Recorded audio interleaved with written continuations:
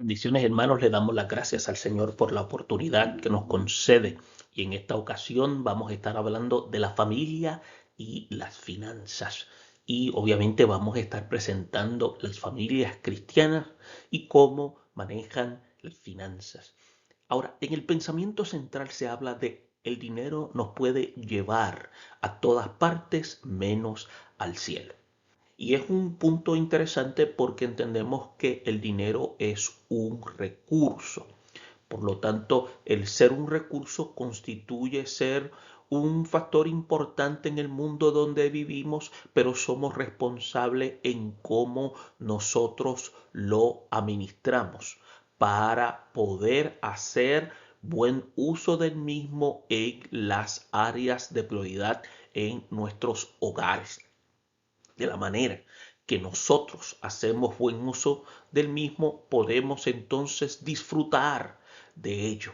Y eso es parte de lo que nosotros podemos indicar de la gracia que Dios ha impartido en nosotros para que seamos mayordomos, administradores de lo que se nos ha sido otorgado.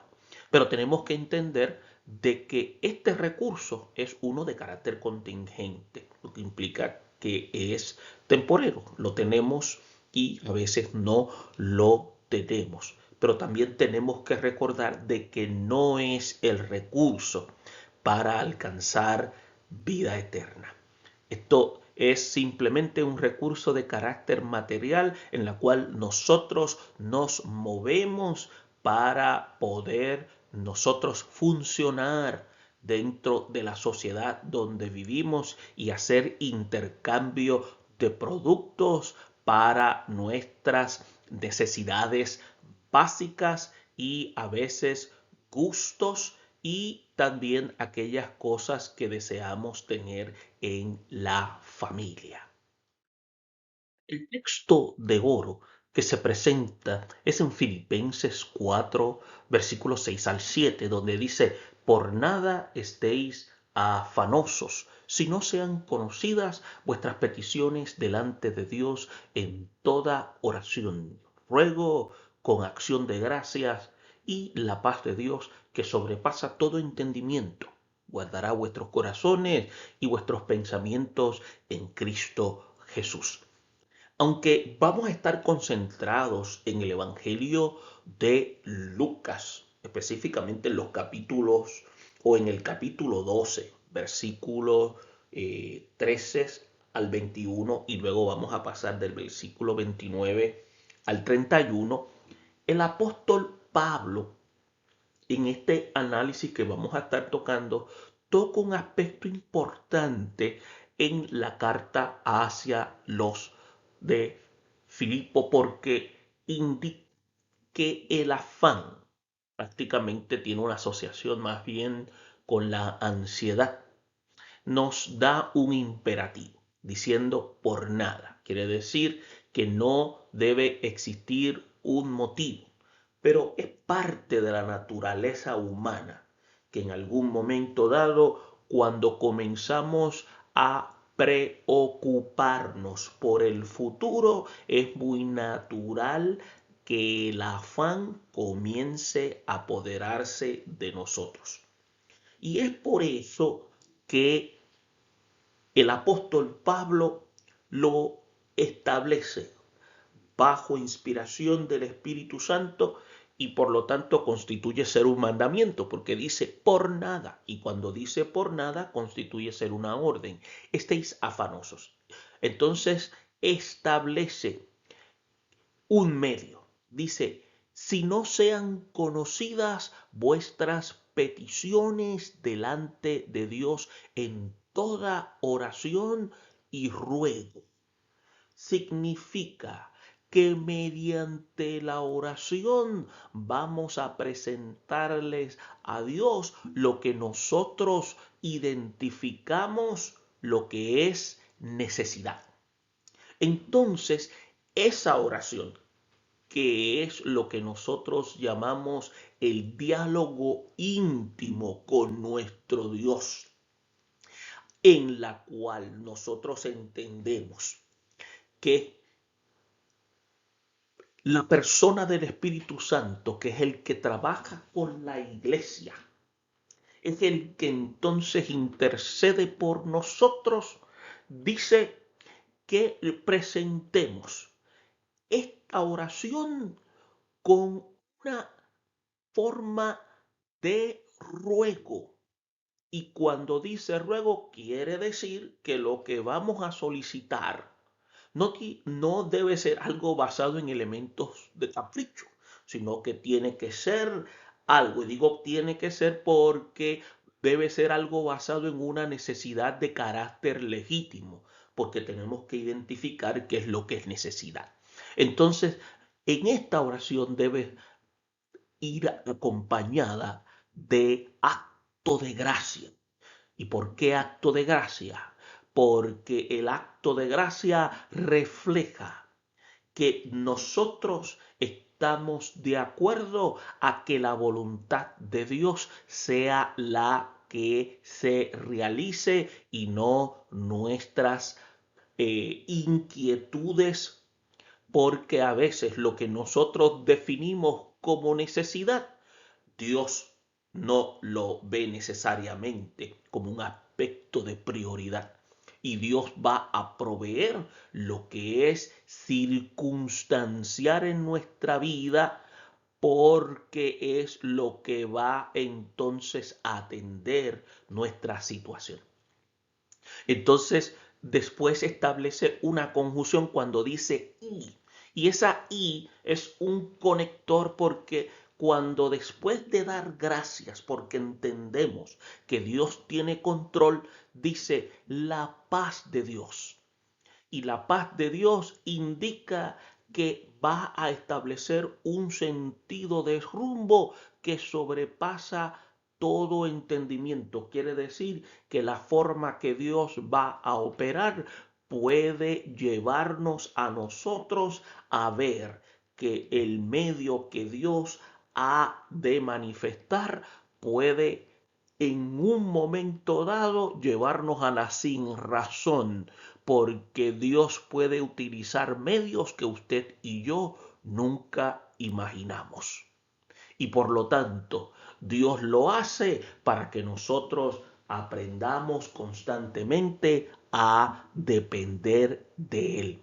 Y es por eso que dice el apóstol, y guardará vuestros corazones, que se refiere a nuestras inquietudes, se refiere más bien a nuestras motivaciones, y después dice, y vuestros pensamientos en Cristo Jesús, a lo que se refiere a lo que es justo y a lo que es verdadero.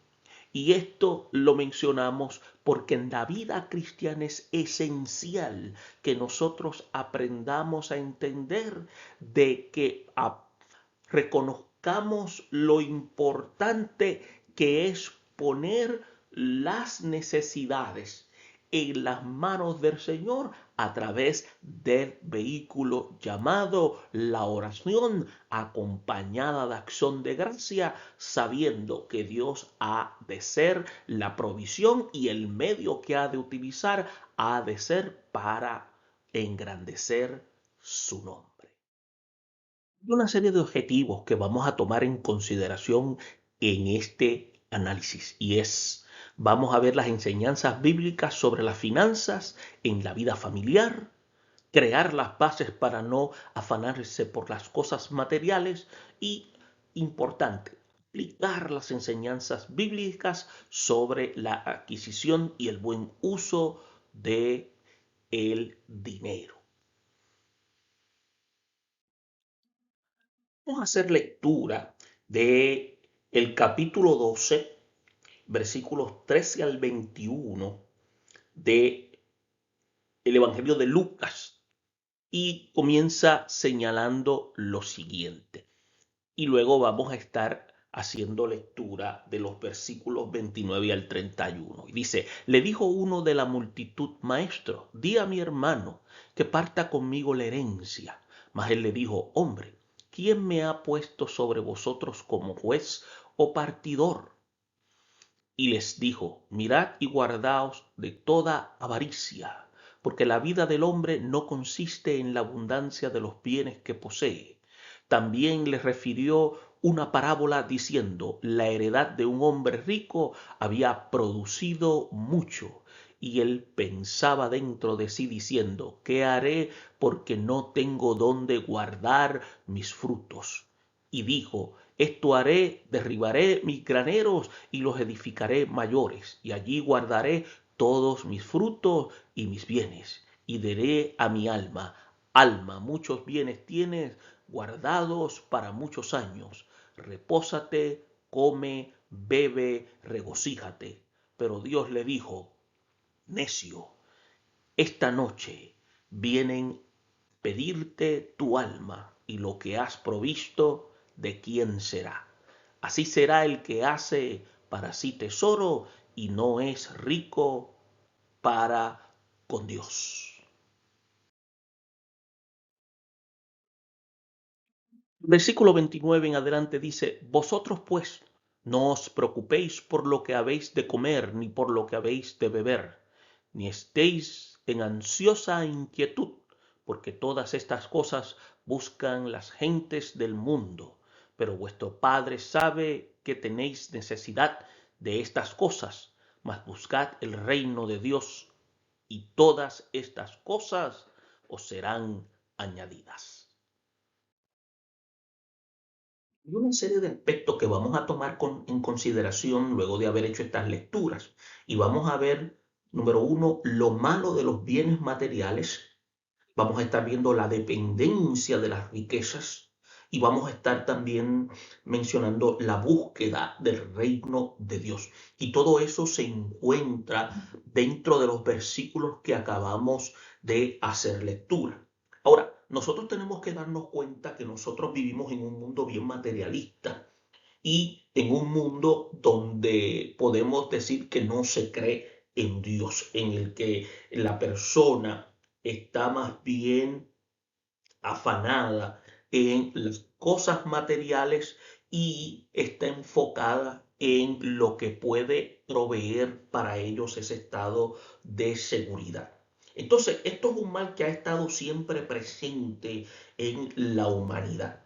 Ahora, Jesús enfrentó a este tipo de situaciones o este tipo de incidentes y esto también provocó enseñanzas alusivas a la avaricia, al amor y por estas cosas materiales. En el caso que vamos a estar analizando, vamos a estar viendo cómo esta situación tuvo lugar en la casa de un fariseo que había invitado a Jesús para que comiese con él. Entonces usted va a ver cómo su anfitrión, en forma descortés, en forma imprudente, notó que Jesús no siguió el rito hipócrita de lavarse las manos y lo criticó. Entonces, eso dio lugar a la lección que Lucas registra en el capítulo 11 y 12 de su Evangelio. Ahora, en ese contexto tuvo lugar unas declaraciones de Jesús sobre el afán, sobre la ansiedad, sobre las cosas materiales.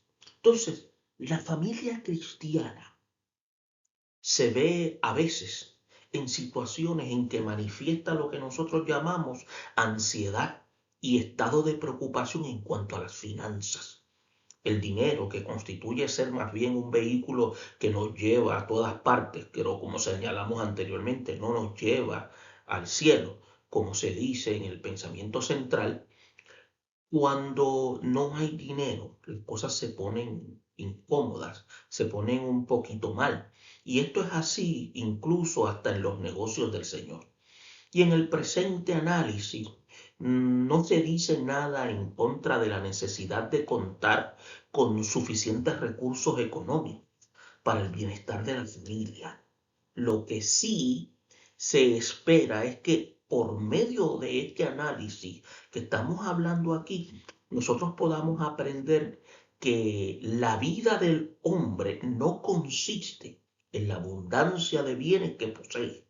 También tenemos que ver que aquí hay un llamado urgente a la reflexión a todos los que se desvelan y hasta se exponen al peligro de perder la vida y la salvación por acumular bienes, como se hace señalamiento del hombre de la parábola.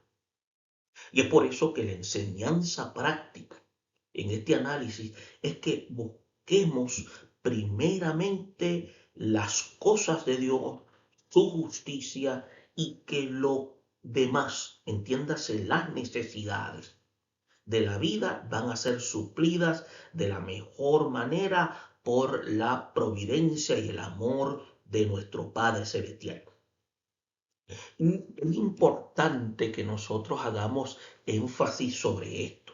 Ahora, y esto quizás suene un tanto de carácter paradójico, y es por eso que en este análisis lo malo de los bienes materiales, pero la verdad es que hay algo malo, y en todo lo aparente bueno de este mundo, lo malo es que los haberes ocupen un lugar predominante en el corazón, y entiéndase el corazón en nuestros pensamientos.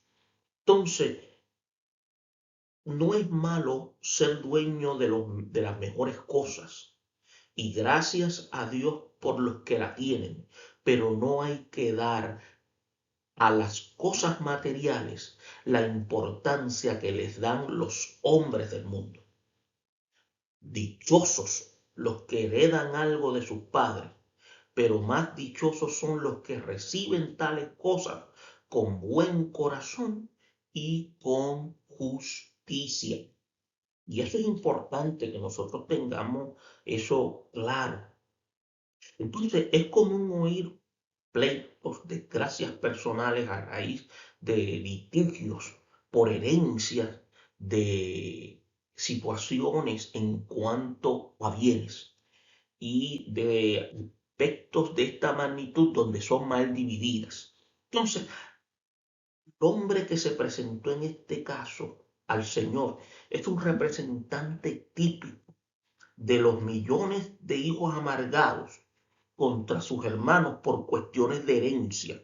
Y el hecho de hacerle esta petición a Jesús, cuando le dice, di a mi hermano que parta conmigo la herencia, lo que indica es que la gente veía al Salvador como a un rabino o como a una especie de juez judío. Y normalmente los rabinos, además de las actividades religiosas, también estaban autorizados para tratar asuntos de esta naturaleza. Pero el ministerio de Jesús no estaba ordenado por la autoridad terrenal. Entonces tenemos que entender esto de una manera bien clara. Pero eso no atendió la petición de este rico insensato. Entonces, se aprovechó esta ocasión para dar una enseñanza. Jesús fue bien oportuno en este momento y aprovechó la oportunidad para dar a entender esta situación a manera de una parábola. Entonces, si usted se da cuenta, usted ve cómo la ocasión da a través de lo que presenta Jesús los esfuerzos de la gente por adquirir y acumular lo que nosotros llamamos bienes materiales y bienes terrenales. Entonces, esto suena bien familiar, y esto también es algo que hace entender que esto constituye ser uno de los grandes peligros en el tiempo actual. Entonces, ¿cómo deben actuar los cristianos cuando se ven envueltos en litigio de esta situación? Y esto es algo que nosotros tenemos que evaluar. Como señalamos, no es malo poseer bienes materiales. Es decir, si se adquieren de forma legítima. Lo malo de esto es confundir las cosas materiales con las cosas espirituales, como confundir la fe con el dinero. Y eso es lo que le sucedió al hombre que vino ante Jesús. Él pensaba que el Señor estaba interesado en un proceso de distribución de bienes materiales como parte de su ministerio salvador, pero eso no era eso.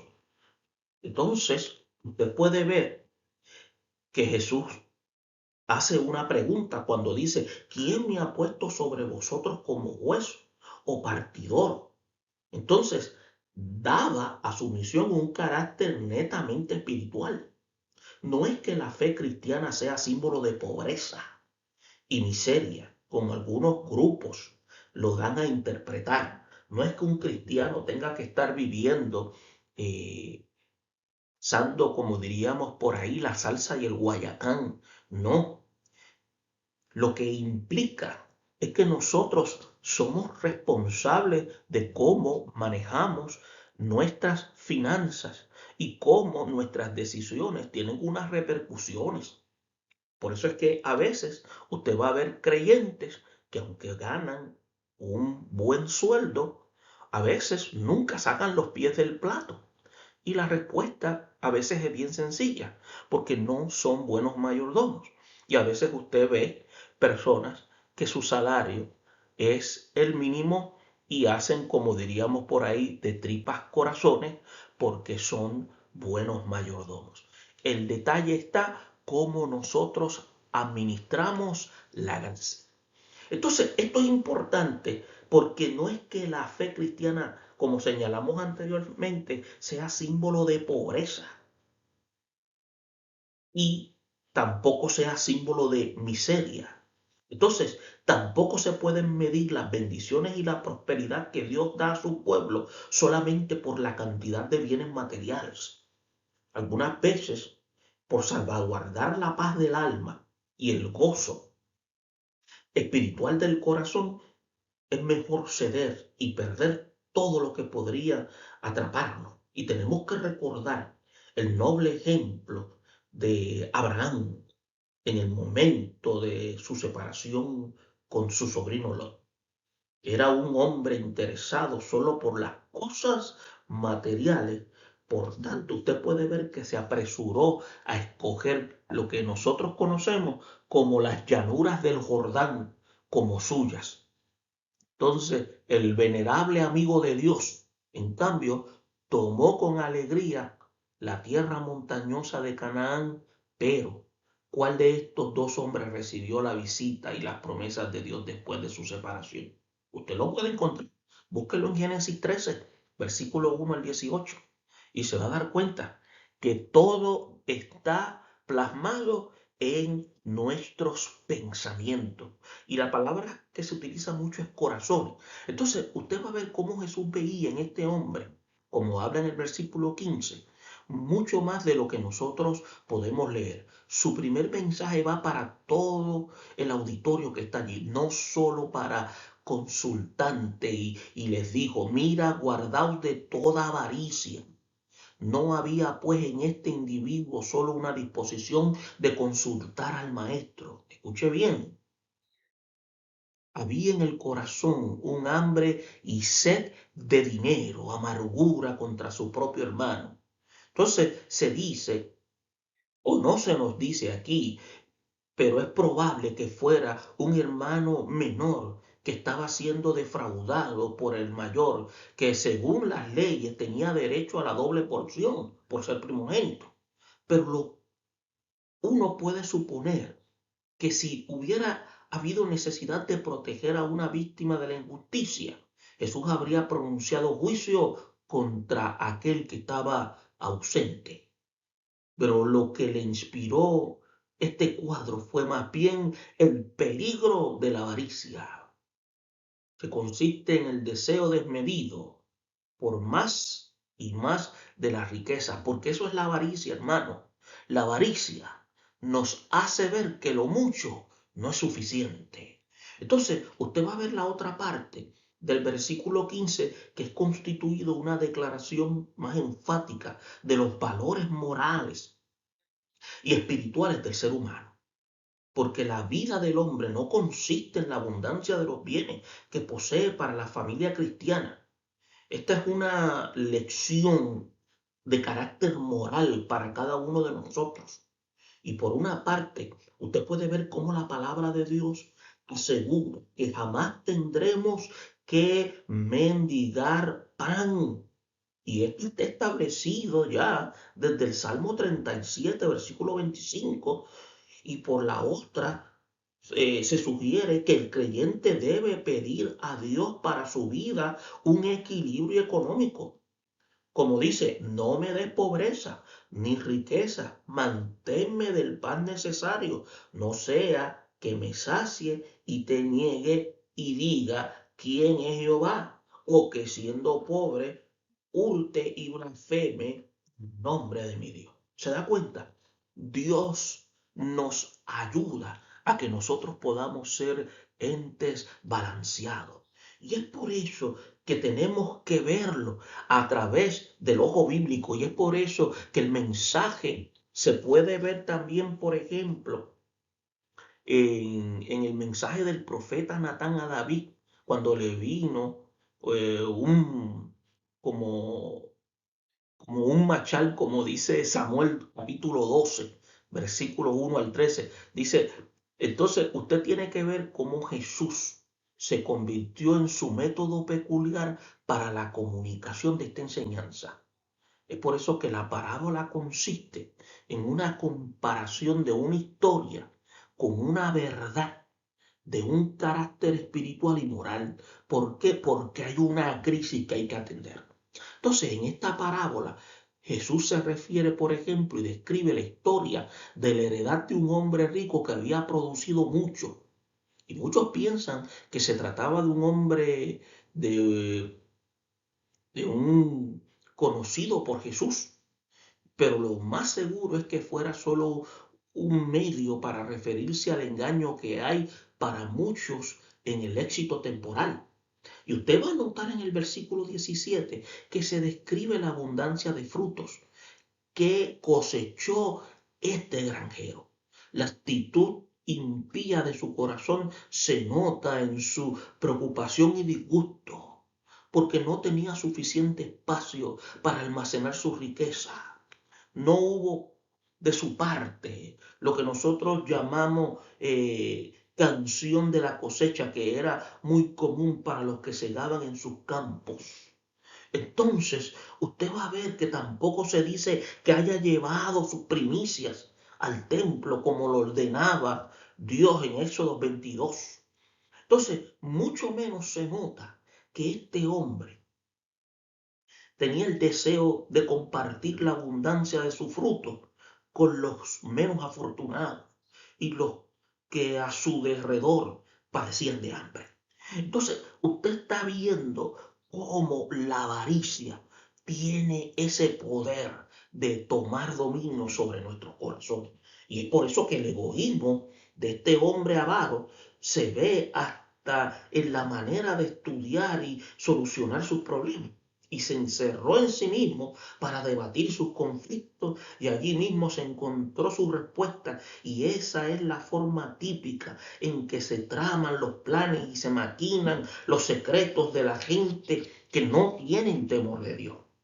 Entonces, la solución usted la ve en el versículo 18, cuando dice, derribaré mis graneros, los edificaré mayores y allí guardaré todos mis frutos y mis bienes. Hasta este punto parece muy correcto, pues al fin y al cabo, a todos nos gusta tener mucho. ¿Y quién no apoya la actitud de una persona que sabe guardar y cuidar bien lo adquirido? Mire, si las motivaciones de este hombre no hubieran sido tan ciegas y egoístas, hasta Jesús lo hubiese elogiado.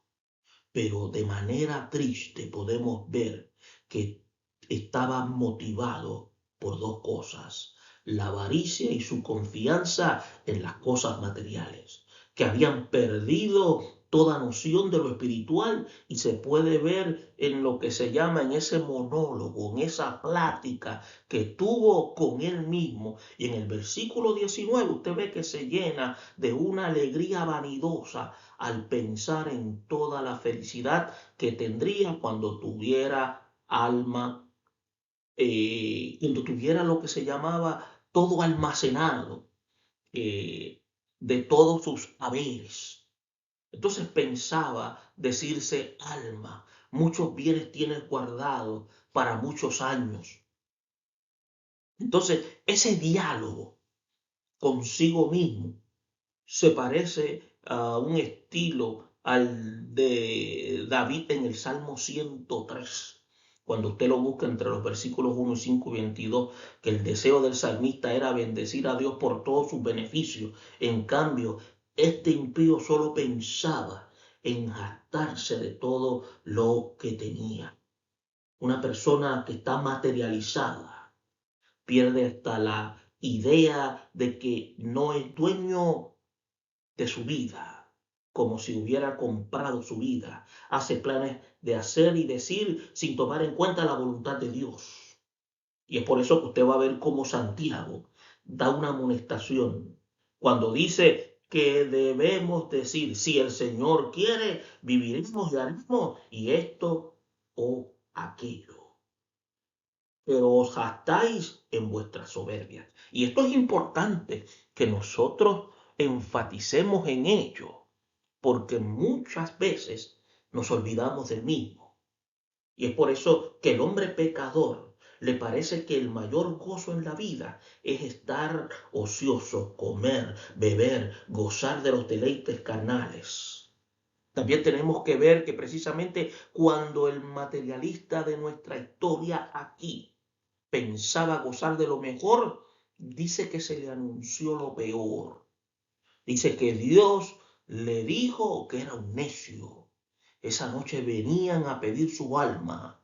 Y la palabra necio, que viene en el término griego, que es más bien la palabra, una persona que ha perdido todo su sentido. La palabra en griego significa afrón, pero para nosotros tener un entendimiento en nuestro idioma, una persona que había perdido toda su noción, porque había puesto su corazón en todo lo contingente. Dijo el necio en su corazón: no hay Dios. Dios lo calificó, en otras palabras, como ignorante, como insensato, como terco, como individuo sin sentido, porque confió en lo perecedero y no prestó oído a las cosas que eran de necesidad para su vida.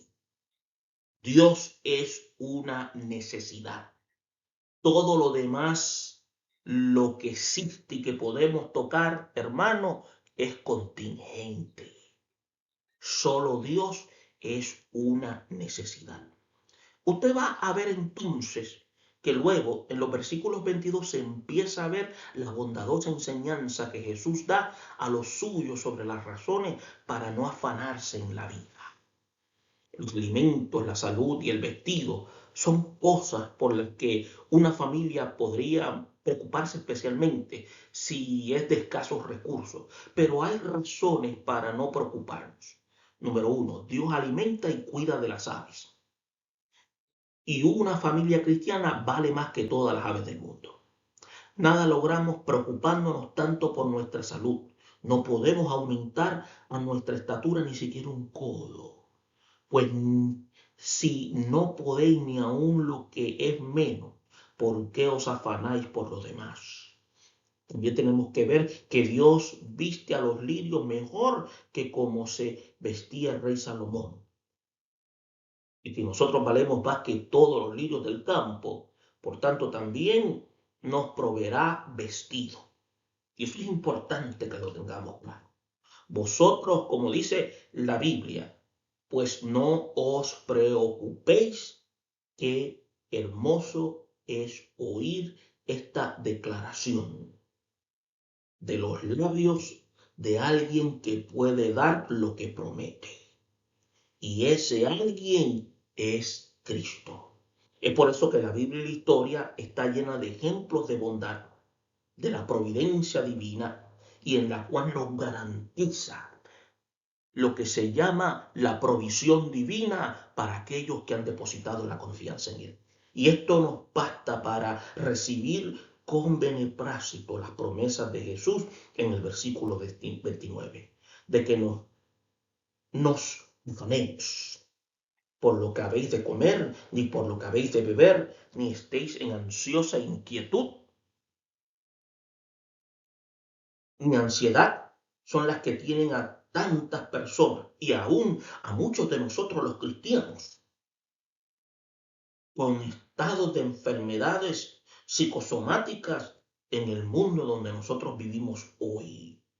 Y es tan cierto que muchos, por buscarse la vida, hallan la muerte. Vale la pena repetir esa máxima tan sencilla y popular que dice: si tu mal tiene remedio, ¿por qué te preocupas? Y si no lo tiene, ¿por qué te preocupas? Pero en Cristo no hay mal que no tenga remedio. Gracias a Dios por sus bondades. Es por eso que la familia cristiana tiene una doble razón para no afanarse por las cosas de este mundo. Número uno, ya sabemos que nuestro Padre Celestial nos ama y nos ha dado recursos inagotables de los que podemos echar mano, tales como la palabra, la oración, el Espíritu Santo, la comunidad de fe. El otro aspecto, el cristiano no se preocupa por las cosas materiales para no parecerse a la gente que no conoce a Dios, porque todas estas cosas buscan la gente del mundo, pero vuestro Padre sabe que tenéis necesidad de estas cosas. Y es por eso que la actitud de tranquilidad y confianza es el amor en el poder del Señor, es básica como parte del testimonio cristiano. Entonces, buscar el reino de Dios y justicia es una actitud que manda el Maestro Divino en oposición a buscar comida, bebida o vestido. Todas estas cosas, dice, serán añadidas. Si el pueblo de Dios se consagra a llevar a cabo las órdenes dadas por mí, si el pueblo de Dios aprende a entender la realidad de uno que provee en nuestra necesidad, Él ha de dar lo necesario, útil para una vida que pueda ser próspera en Él y de victoria. Es por eso que Pablo escribió en armonía con esto los principios de Jesús, como se ve en el texto áureo. Por nada estéis afanosos, si no sean conocidas vuestras peticiones delante de Dios en toda oración, ruego, con acción de gracias. Entonces, y aquí podemos notar tres aspectos importantes. Las peticiones del cristiano se deben dar a conocer a Dios. Debe haber una constante actitud de oración y ruego. Y también debemos orar dando gracias, agradeciéndole al Señor, porque lo que nos dará en respuesta a la oración, una de las grandes promesas para los que buscan el reino de Dios. Y es lo que Pablo también nos exhorta a través del texto áureo. Mi Dios pues suplirá todo lo que os falta conforme a sus riquezas en gloria. Entonces, si usted analiza de manera resumida, los tres aspectos de este análisis son el valor esencial para aprender a vivir cristianamente con relación a las posesiones materiales. Primero, se consideró al hombre que vino a Jesús para que se pusiera de su lado para lo que se llama pelear por su herencia. El maestro no se interesó en resolver ese problema. Esa no era su función, pero lo usó como base para enseñar que la avaricia no puede hallar lugar en la conducta cristiana.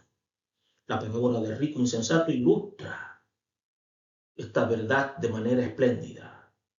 Siguiendo ese tono, También Jesús enseñó a sus discípulos que nadie debe afanarse por las necesidades de la familia, porque nuestro Padre Celestial las suple abundantemente. Si en algún momento hemos flaqueado, pensado en la falta de trabajo y de dinero o en las enfermedades, a través de este análisis se han enumerado razones por las cuales el afán y la ansiedad deben ser removidas de nuestros pensamientos, porque tenemos un Dios que conoce cuáles son nuestras necesidades. Esperamos que este análisis pueda servir de ayuda para reflexión en este estudio. Bendiciones a todos.